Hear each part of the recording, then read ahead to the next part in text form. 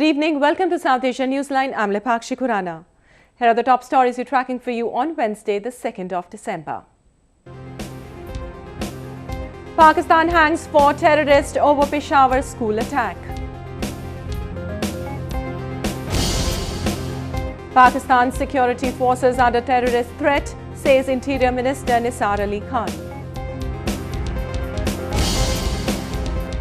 And Sri Lanka to set up court to examine war crimes.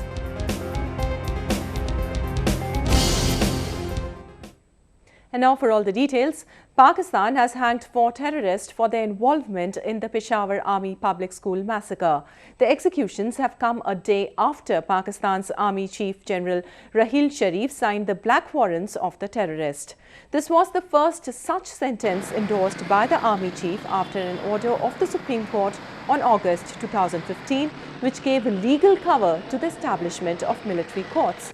The militants were executed as the country prepares to observe the first anniversary of the deadly attack on the school.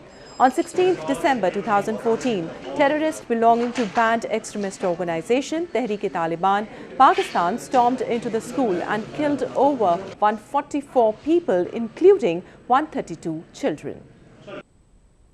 Staying on news from the country, a day after 2 soldiers were gunned down by militants in Pakistan's Karachi city, investigation has revealed that more targeted attacks against personnel of Pakistan's security forces could take place.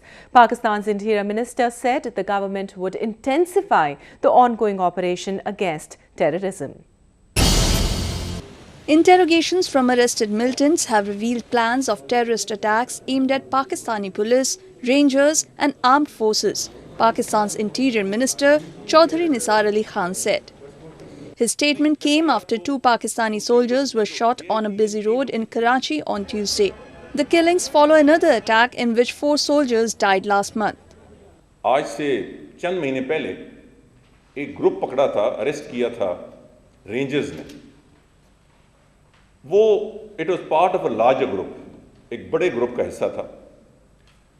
उनसे तफ्तीश के बाद जो चीज़ सामने आई थी वो ये थी कि अब वो उनकी स्ट्रेटजी ये है कि वो टारगेट करेंगे पुलिस को, रेंजर्स को और आर्म्ड फोर्सेस को. सो ये ऑन रिकॉर्ड है उस तफ्तीश में.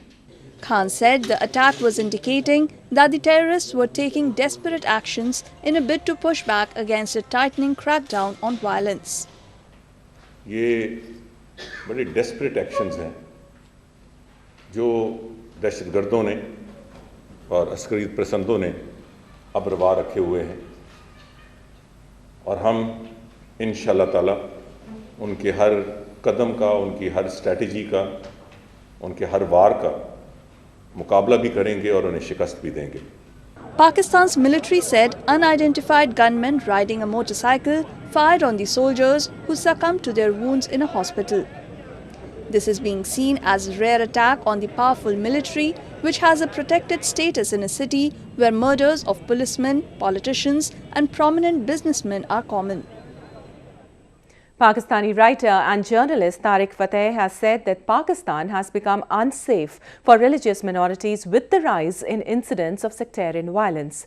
He was referring to a recent incident of attack on mosque and a factory belonging to minority Ahmadi community in Pakistan's Punjab province. Recently, angry protesters attacked and occupied a mosque belonging to minority Ahmadi community in Kala Gujran area of Jhelum district. The shocking incident came a day after the crowd torched a chipboard factory and attacked houses of the community over rumors that a member of the Ahmadi community had committed blasphemy. Ahmadis consider themselves Muslim but face fierce opposition from Pakistan's Sunni Muslim majority. Writer Tariq Fateh has raised serious concerns over the insecurity among minorities living in Pakistan. There is no Hindu living in Lahore. This was a Hindu city, it disappeared. What happened? It's like Makkah not having any Muslims. As for the Ahmadis are concerned, and other minorities are concerned, there is something called karma. This is the community that worked to break up India. They were the first non-state jihadi group that attacked Hindus in 1947 in the Kashmir War. They launched that jihad. They fought to create Pakistan. And as long as the Ahmadis don't admit that they made a major mistake by betraying India, which was their homeland, this will keep on happening. Religious discrimination is a serious issue in Pakistan. Christians, Hindus and Ahmadi Muslims are often targeted by the majority Sunni Muslims. They are refused jobs, loans, housing and other basic rights simply because of their choice of religious faith. Italy has decided to continue its military presence in Afghanistan in 2016. The decision comes in wake of increased Taliban-led attacks in the war-torn country. Italian Prime Minister Matteo Renzi has said that his country will continue to support Afghanistan in fighting militancy in the coming year. They are women and men who are doing a precious job. In 2016, they will also continue to work side by side with the United States and the international coalition hand in hand with our Afghan brothers in order to fight terrorism, Renzi said. His statement comes after a meeting with President Ashraf Ghani, who expressed hope that the Italian Senate would extend the mission of the Italian forces till 2016. Earlier, NATO forces, along with US and Germany, also agreed to keep troops in Afghanistan through next year, while pushing forward with a funding drive to help the country through 2020. NATO Secretary General Jens Stoltenberg on Tuesday said that after 2016, the NATO mission will focus only on training and mentoring in Afghanistan. He also appreciated the peace process by Afghan government and asked the neighboring countries to help with the process. Moving on to news from India, the global air transportation body International Air Transport Association has predicted that India will become the third largest air passenger market by 2026. But it is to be seen whether the industry is ready to cope with the continued expansion in air travel. India's aviation industry is on a high growth trajectory and is set to become the world's third largest market by 2026. Before climbing even higher to top the list by 2030.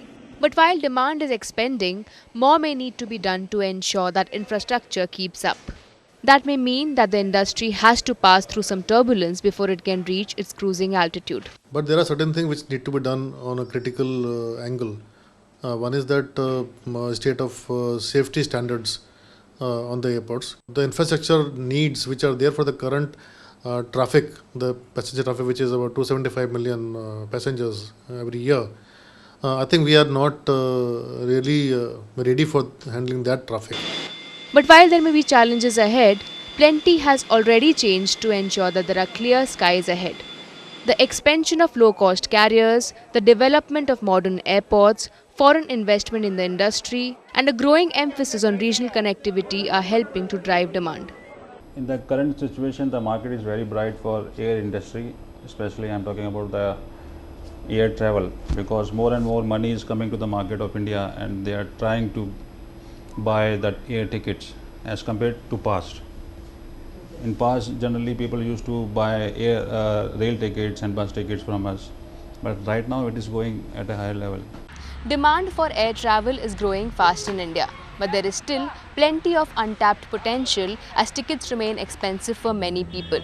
A key challenge will be to ensure that investment continues to keep pace with that demand so that the infrastructure is in place to keep the industry on a steady course. Many parts of the Chennai city in southern India got hit by fresh rain lash, throwing transportation service out of gear. More than 180 people have lost their lives in the disaster over the past month. The widespread flooding in the capital city of Chennai has severely disrupted flights, train and bus services in the city.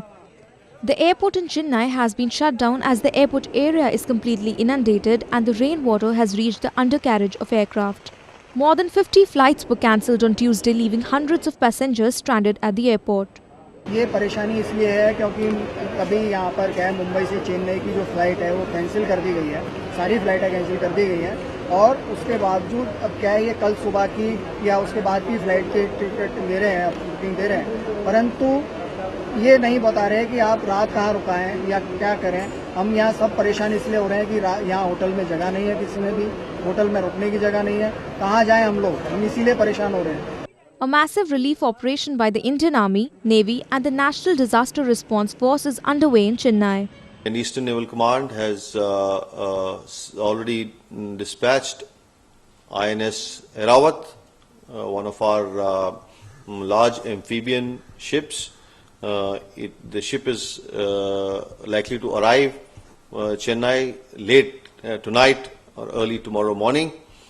This ship is carrying adequate rescue supplies, boats, outboard engines, medical supplies, food, water, etc. India Meteorological Department has expected more rains in Chennai over the next few days. Sri Lanka is establishing a special court to examine alleged war crimes committed during the final phase of its decades-long ethnic war. After being elected in August, the island nation's new government led by Maithripala Sirisena had shown willingness to establish a judicial process involving foreign judges and prosecutors in line with UN recommendations. Former President Chandrika Kumaratunga, who heads the Office of National Unity and Reconciliation, stated that the court will be functional by the end of this month or early next year. Various rights groups claim that up to 40,000 Tamil civilians were killed in the final 3 months of the civil war when the army launched a massive operation to crush the rebels. Myanmar's democracy leader Aung San Suu Kyi held high-level talks with the country's outgoing president Thein Sein. The two leaders met almost a month after Suu Kyi's party, the National League for Democracy, swept the historic election. Myanmar democracy icon Aung San Suu Kyi held closed-door talks with the country's president Thein Sein and discussed the process for the smooth transfer of powers to her party, National League for Democracy or NLD party. ခန့်ပြောတဲ့အကြောင်းအရာတွေနာမည်တွေကိုကျွန်တော်တို့ထည့်သွင်းဆွေးနွေးတာတွေမရှိပါဘူး။အခုဆွေးနွေးတာကတော့နှစ်ဖက်လုံးဒီအသွင်ကူးပြောင်းရေးကိစ္စကိုလုပ်တဲ့အခါမှာဘယ်လိုပုံစံနဲ့ချင်းကပ်လှုပ်ဆောင်မလဲဆိုတဲ့ဟာကိုပဲအမြင်ချင်းဖလှယ်ကြတာပေါ့။ဆွေးနွေးတာတွေအားလုံးကတော့နူးထွေးထွေးလည်းရှိပါတယ်ပုံမှန်လည်းရှိပါတယ်။ Aung San Suu Kyi's NLD swept the historic parliamentary election last month, winning solid majorities in the lower and upper houses. The party also won most of the regional parliament seats. The result brought end to decades of military-backed rule in Myanmar.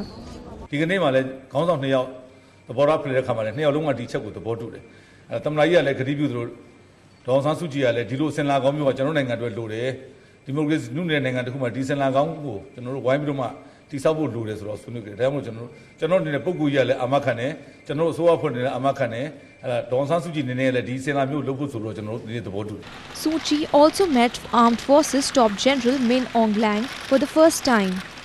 The transfer of power is set to take place in February after the new parliament meets and votes on a new president along with 2 vice presidents.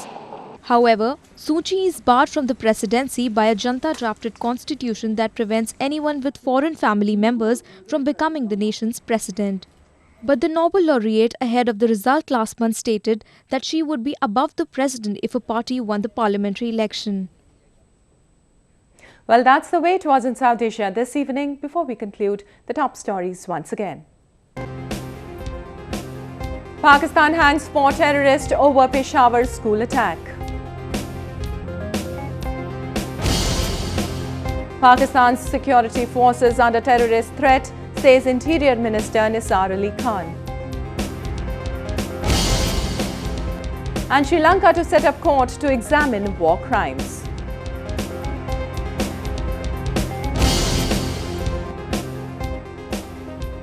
Now our viewers can watch the show on SouthAsiaNewsline.com. You can also visit us on Facebook.com/SAsiaNewsline and follow us on Twitter @SAsiaNewsline. That's all in tonight's edition. We'll see you same time tomorrow. Good night.